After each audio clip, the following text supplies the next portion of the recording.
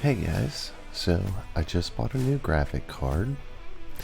It is a RX 5500 XT.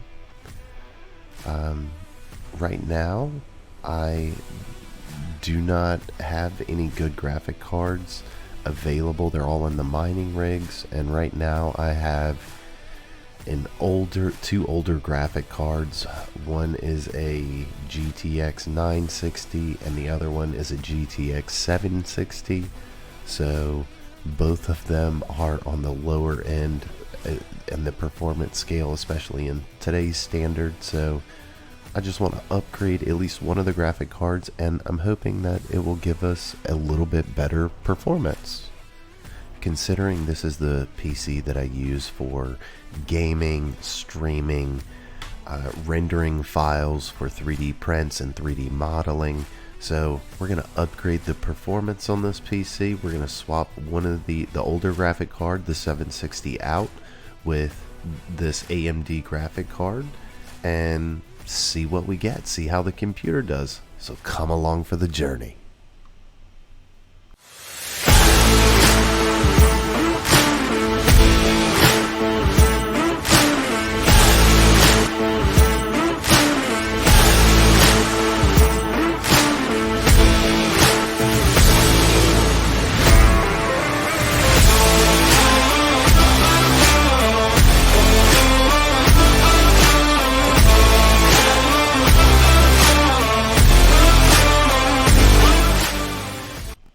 So first things first here, if you are swapping out a graphic card, one thing that is highly recommended before shutting your computer down is to create a system restore point or some type of backup point, so that way if anything with the hard drive or the files as we're swapping the graphic card becomes corrupt, you have a system restore point that you're able to back up your system from. So after I click shutdown, I like to wait until the system completely powers off. Then I will flip the switch on the back of the power supply unit. Then I will press the button on top, the power on button on top of the tower, and I see that it's doing absolutely nothing. What I'm going to do is then begin unhooking all of the cables that are plugged, or all of the connections that are plugged into the back, so that way I can easily move this and open it up. Because the next step here is we're going to open up the computer and get it ready to swap out the older end graphics card, which in this case is the GTX 760. So in preparation to do that, now that I have all of the cable connections removed from the back, forgot this one on the top. I'm going to unconnect this one from the top, and we are going to open the case up and get it ready for the new graphics card to go in. This case does have 4 screws on the exterior of the case to open it, and with a little editing magic, it's open. So now I'm gonna disconnect the PCI-e power cables. I do see that this GPU requires 2 6-pin cables, and the new GPU requires 1 8-pin cable. So we are gonna have to do some updating on that. But first, let's get this other graphic card out, and we'll probably just swap this wire out with a different cable. So first step here, there is a locking shelf mechanism here that I'm going to pull up and then lock back in place, and then I have 2 screws on each GPU to help give it a little bit more support and stability. So I'm going to remove both of those screws that are holding in the GPU. Next, I'm going to push down on the PCI Express lane or the PCIe lane clip, and once you depress that clip and you feel it pop up, you can remove it. And this is the clip that I'm referring to.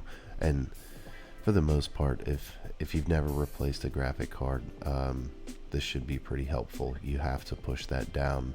That is what holds it in and keeps it locked into the motherboard. So if you've watched some of my other videos of me taking graphic cards in and out of mining rigs, it's all the same concept. So if you haven't seen some of those videos and need to see more of something like this, then I have several videos with taking graphic cards in and out of mining rigs, so it's all the same thing. So this is one of the cables that came with the graphic card. I don't know that I'm going to use this cable. There is a lot of discussion on Reddit forums and just overall general knowledge on using the power adapters that come with your power supply, as there could be different ratings within the wires. There could be different specifications of the cables. This cable may not be at a rating that will be supported on my power supply. My power supply may put out more power than this cable is capable of handling. So that's one of the other reasons that they recommend to use the power cables from your manufacturer of your power supply that are properly rated, because there is no markings really on these to say what the rating of them is at all. So with that being said, because this is such a tight fit in here, in this computer case, I am going to have to pop this side off and remove the power supply so that way I can swap this cable out. It's a pretty easy process, especially if the computer is already assembled. There's really not a whole lot of cable management, because the cables have already been somewhat ran and managed. So you're just connecting this cable that you're going to be rerouting to the ones that are already routed. So it's a lot easier to follow a route that's already been ran than to tidy up a lot of messy wires. So if you're opening your computer and there's a lot of messy wires that are just all over the place, then you might want to tidy them up while you have this opportunity.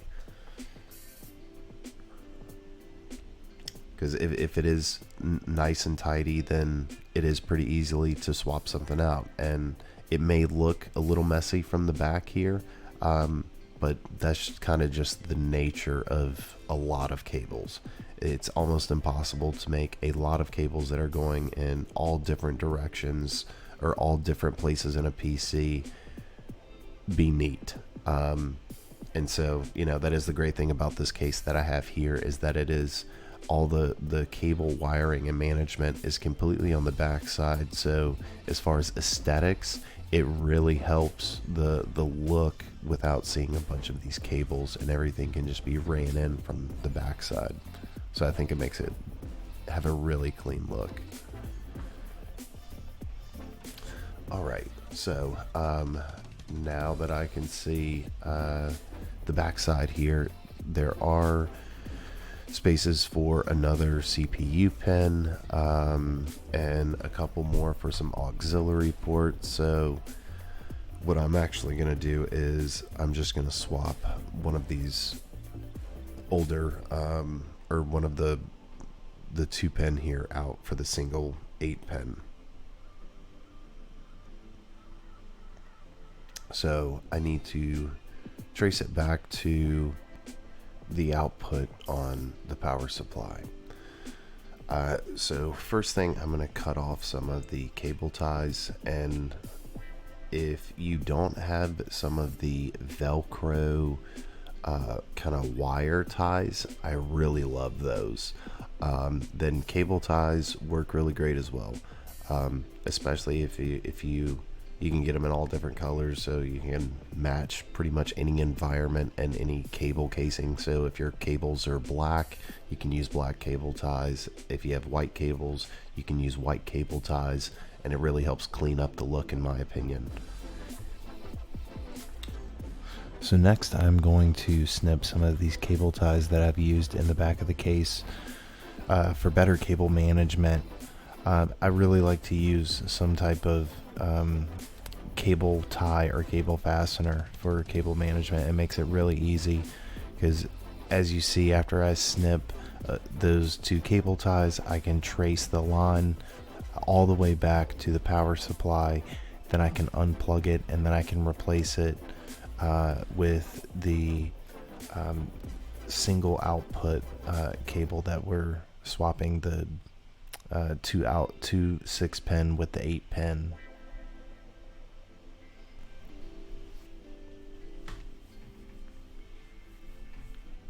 And I actually believe that one of these is a 6-pin plus 2 on it. So I could have used this cable. It would have just given me more cable than what I really want to see in the case. And I'm really just swapping this cable out just for aesthetics. I think it will look cleaner not to have that extra connection hanging in there. So this is just kind of my personal preference. So here I'm just going to run it right back through the same hole that I pulled the other one out of. So if you're building a PC, it'll be a little bit harder because you'll have to figure out the best places to actually route the cables. But if you're just making a small upgrade to an existing PC, it'll probably be much easier. Like I said, you can just follow where the cables have already been ran, and you don't have to reinvent the wheel, so to speak. So it makes it just a little bit easier. And so here, what I noticed when I actually put this PC together, I actually put the power supply in upside down. So I had all of the heat from the power supply actually blowing right back into the case here, rather than venting out of the bottom. So during this opportunity, I thought it'd be a great time to actually flip this around, so that way I am venting the heat out away from all of my components, like my CPU and my graphics card. So that way, hopefully it'll make them last a little longer. So now that I have that swapped out, or the cable swapped out, I'm just going to reinsert the screws for the power supply. And I am willing to bet that I probably have more screws in the back of my power supply than you do in your case if you're doing this. The reason for that is when this power supply was originally used in a different case, the screws that were input or that were used actually stripped out some of the screw holes. So what I did was I just decided to, every place that I could input a screw, I put a screw in. That way it would just hold it a lot more sturdy, and I wouldn't have to really worry about the ones that were stripped. So inserting this graphic card is pretty easy. All you're going to do is line it up with the PCI Express lane and simply just drop it in place, lock it in, wait until you hear the click as you push it into the motherboard, into the actual PCI lane. You will hear it click, and once it's clicked, that is the sound that lets you know that it is locked in. From there, all I'm going to do is connect the PCI-e Power Cable, and then I'm going to insert the screws to lock it back in place, or to lock this one in place. And luckily this one is actually a little bit lighter graphic card than the other, so 2 screws are probably overkill, but it's all good. I think it just gives a little bit extra security.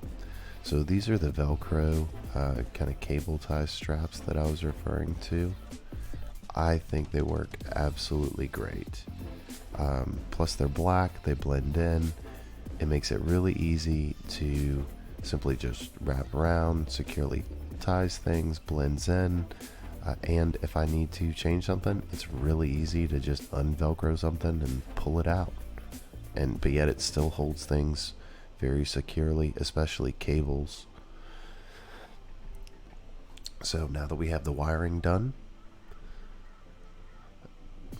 we're gonna pop the back panel back on and then reinsert the screw for the back panel. There's only one screw that holds this back panel on. No, I'm sorry, there are 2 screws.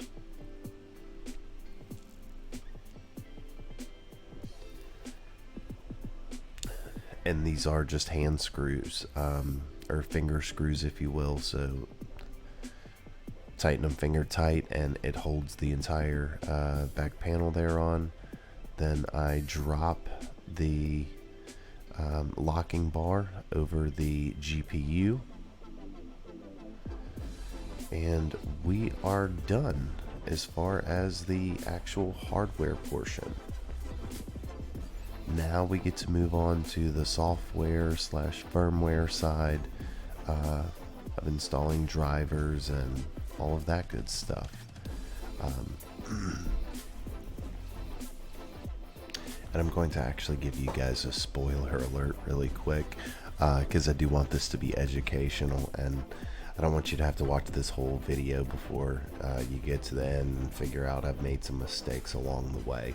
So first thing here, before actually reattaching the case here, or the case cover, what I would recommend is to actually take out, if you're using 2 GPUs and you are upgrading your primary or your discrete GPU, what you want to do is replace that GPU, remove the other GPU out. You don't have to do anything with the power cable, just unhook it and remove the GPU.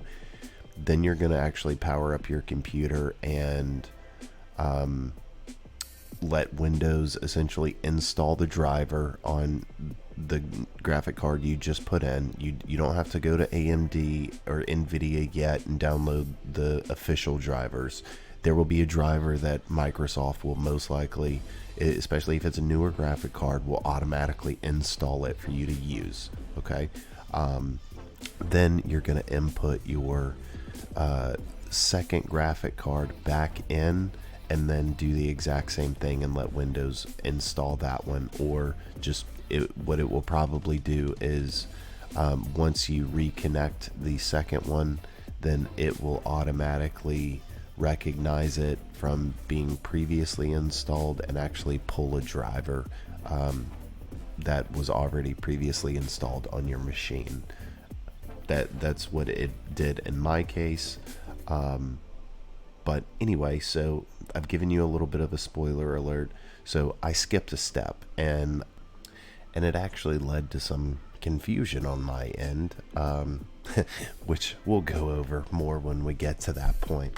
But yeah, it definitely created some confusion, and I had to go back and remove the graphic card, the secondary graphic card, and let the system boot up with the primary or the discrete graphic card. And once it booted up with the discrete graphic card and installed the driver through Windows, then the installing the driver through Windows is actually done through the Windows Update. So you can just go type in Windows Update on your the search from your start command, and just go straight to the Windows Update. You can click, I think it pops up with search for available updates or something of that nature, and it should automatically find that you have inserted new hardware and that an appropriate driver is not associated to that, and so it will automatically download the driver that Windows says is the best driver for that. Now that's where, you know, after we get that installed and we get both graphic cards running, then you can actually go to AMD or NVIDIA, whatever your respective graphic cards are, and then you can install the recommended drivers from the manufacturer, and that'll probably give you like a performance boost on the actual performance of the graphic cards. But in order just to get everything set up, you don't have to have all of that. So I have plugged everything in. I am expecting there to be a display. With it not producing one, I did a manual restart, meaning I just held down the power button until it powered off, and then I pressed the power button again to power it back on. So after the manual restart, it's still not booting up. As I already told you, I know why. At this point, I have yet to figure out why. But that's the good part about putting a video together, is I can tell you guys after I figure out what the problem was. That way it can be educational for you, even though it was a little frustrating for me. So with it still not producing a display, at this point I'm really not sure what the issue is, other than it is not producing a display. I know that that is an issue. I don't know why it's not producing a display. At this point, I do remember, I believe that it is something to do with the motherboard. Maybe the motherboard is not capable of working with both AMD and NVIDIA graphic cards. I have come to find out that that is not the case and is actually false. It will work with both NVIDIA and AMD graphic cards, both individually and simultaneously, with a dual GPU setup. But how you install it does matter. I didn't install it properly. That's why I'm getting this issue. So I'm hoping that if you are encountering this issue and you just did, for the most part, exactly what I did, and you've run into the same issue, then you have just followed the exact instructions of how not to install a GPU as a primary GPU, or how to swap out a GPU as your primary GPU with running a secondary GPU. But you are in luck. You are in luck if you have stayed this far in the video and you have learned that you have made a critical error like I have. You are in luck. Because what I'm going to do, when I post this video, I'm also going to post the sequel to this video that will show you what I did to fix this. I know this is a long video, so I'm going to post that as a separate video, so be sure to click over to that one, so that way you can see the conclusion of how I got this up and running. I hope this video has been helpful, entertaining, or somewhat educational. And if you did find this somewhat educational, helpful, or entertaining, please click that like and subscribe button. It really helps the YouTube algorithm. And I'll see you over in the part 2 of this video.